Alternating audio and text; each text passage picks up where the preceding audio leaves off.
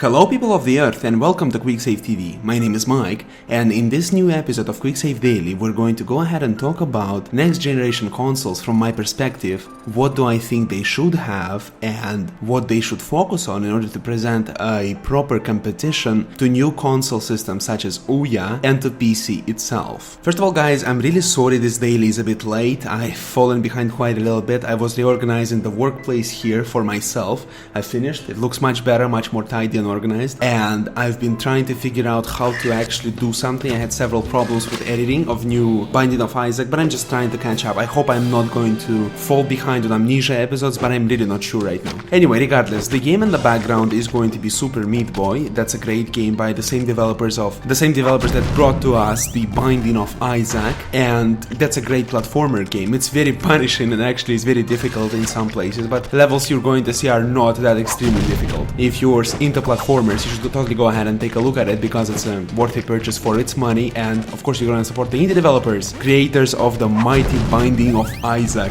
I want to see more of this, guys, honestly, especially in RPG platform, in RPG genre. Now, even though what we have right now is the only rumors and speculations about PlayStation 4 and Xbox 720, I think it's called, and they are generally supposed to be scheduled for 2013, which is very strange to me. It sounds very strange to me because releasing those consoles so late and giving such a head start to systems such as Nintendo Wii U and the Ouya, new coming Ouya, will create ridiculous field of opportunity for those two, for Nintendo and Ouya, right? And they will be able to conquer the market before even Xbox 720 or PS4 can actually step into the market, let alone trying to effectively compete with them. One of the driving points that will drive Ouya forward and will make it effective console is its price. But it's not the only thing. The price is not very relevant because, you know, there are many suspicious systems that are every once in a while they just get out in the market and they just look weird, right? And they have like a bunch of sports games to them, and you buy these consoles for how much? As low as $50, but they are actually useless and no one's going to develop games for them. You understand, right? The price is not a factor. Whereas for Ouya, the factor is a gigantic distribution system which will be favoring indie developers and will offer them an uncomplex system to develop games which they are already familiar with because of Android phones and etc, etc, etc. This is something very important, and systems such as PlayStation 4 and Xbox 720, they will really have to try to compete with that, because for me, if I'm a developer and I want to bring a game out there for people to play, I don't want to bother with all the SDKs and engines and systems and whatever.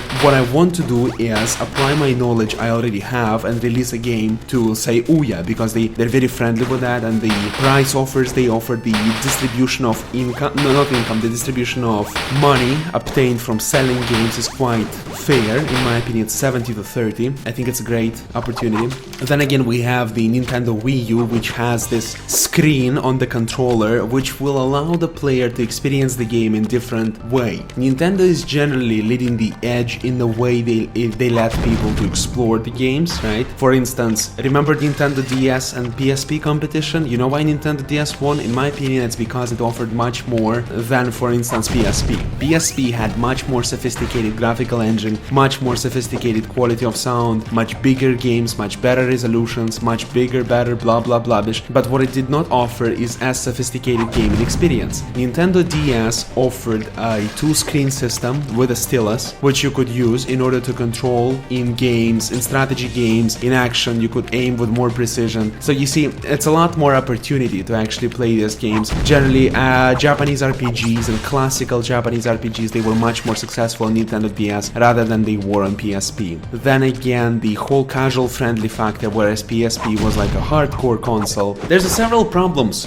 with hardcore games for portable consoles, and these problems namely are very easy to understand. I'm going to illustrate to your point. So there's this game called Final Fantasy Tactics for Nintendo DS, and what it has is this sophisticated system of guilds inside the game which are trying to compete one against another, and one of these guild leaders is you, right? And the storyline is generally linear, but you have a lot of deviations in form of missions, in form of exploration of zones, you know, and generally areas are all the same, but you can re-explore them again and again and fight against different enemies in there. The problem with that is that those enemies are actually taking you at least half an hour to beat, so each battle lasts half an hour. On top of that, that's not only it's not portable example, friendly. It's not friendly for a player who wants to play, let's say, 5 minutes. Like, you can pick up Tetris, you can play for 5 minutes and drop it. That's enough. You already experienced enough content, enough of the game to enjoy it. Whereas in Final Fantasy Tactics, the problem is that there is a specific restriction that encourages a hardcore player to perform better. If the player fails to oblige with this restriction, he will receive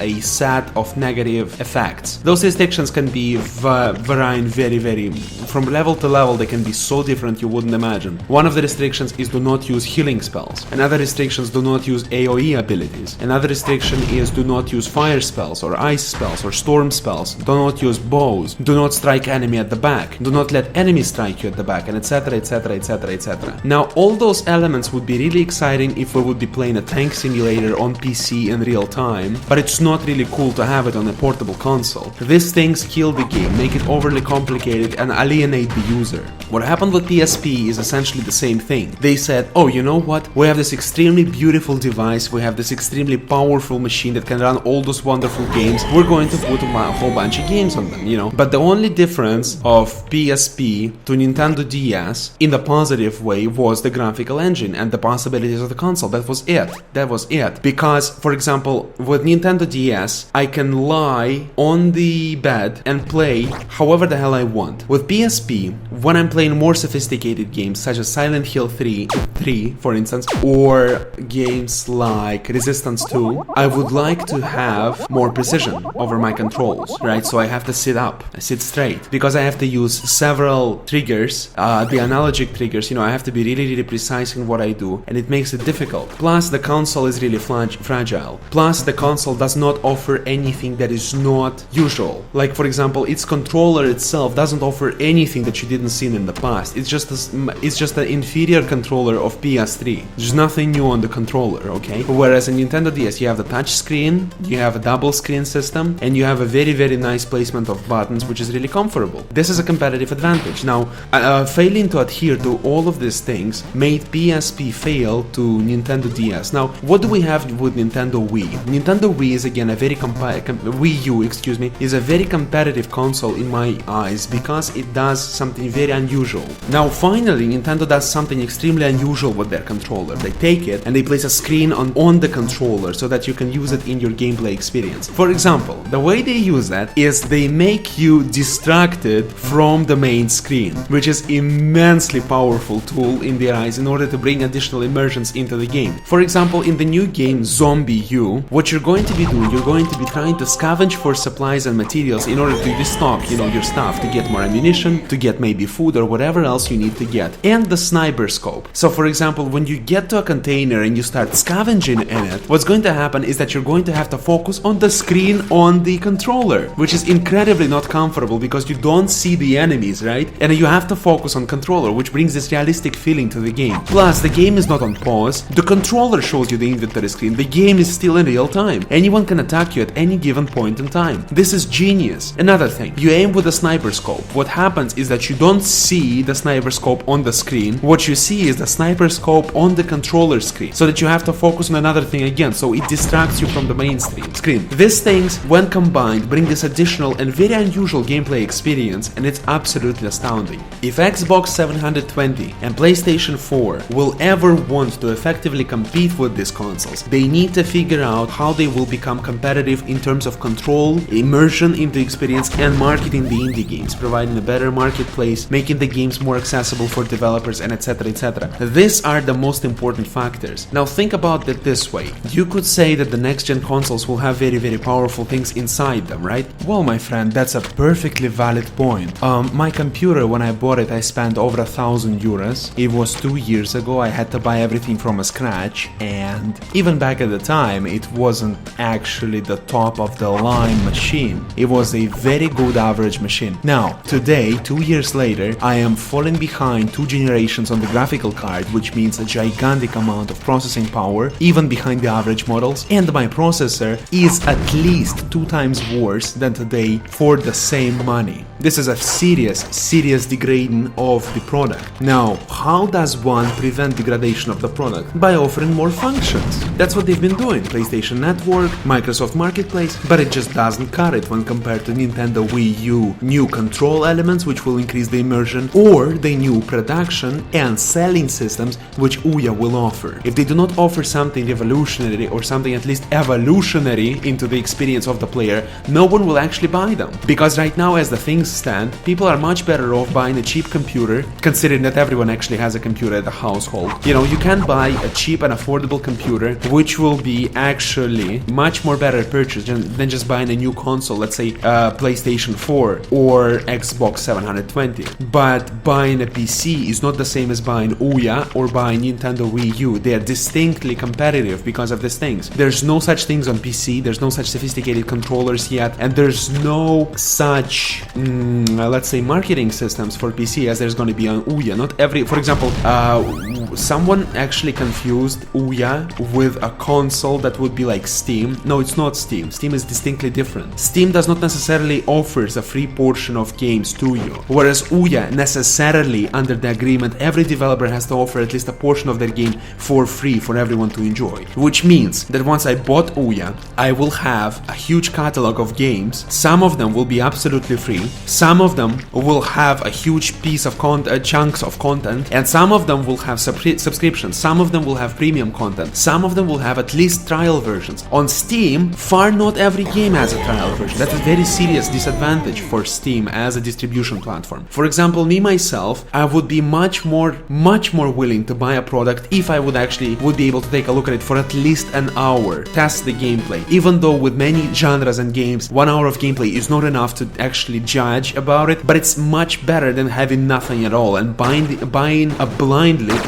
blindly a product that is might not actually worth it. And then again, Ouya, unlike Microsoft Marketplace or PlayStation Network, it is unique to Ouya in a way that they do not need to distribute SDKs for developers to develop games for their system. It does not mean that the games such as Call of Duty will not be able to be developed for Ouya. That doesn't mean that. What that means is that they will be developing them on the systems which are already known, right? On the Android systems, which many developers already know how to work with, know how they work, and it's much better than having a whole SDK just set for a specific console. It's much more comfortable because if I know that, if I want to develop games for Ouya, I just need to learn Android. If I want to develop games for consoles, I need to figure out what the hell are the differences between Xbox SDK and PlayStation SDK, and then how do we actually port it to PC, which is difficult, whereas when you make an Android game, I'm more than confident that you would be able to effectively port it to PC. I don't think it would be a deadly problem. Thank you everyone for coming. That will be enough for today's daily. The Irish Rebel, thank you very much for the suggestion for today. People, do not be afraid, do not be shy, speak up, leave your suggestions for future daily and of course other content on QuickSave TV. I appreciate you watching the video. If you enjoyed it, please do not forget to put a like on it. If you would like to see more of this and other interesting series on my channel, please do not forget to subscribe to my channel in order to support my work and get notified when new content becomes available. You have a greatest day and bye bye.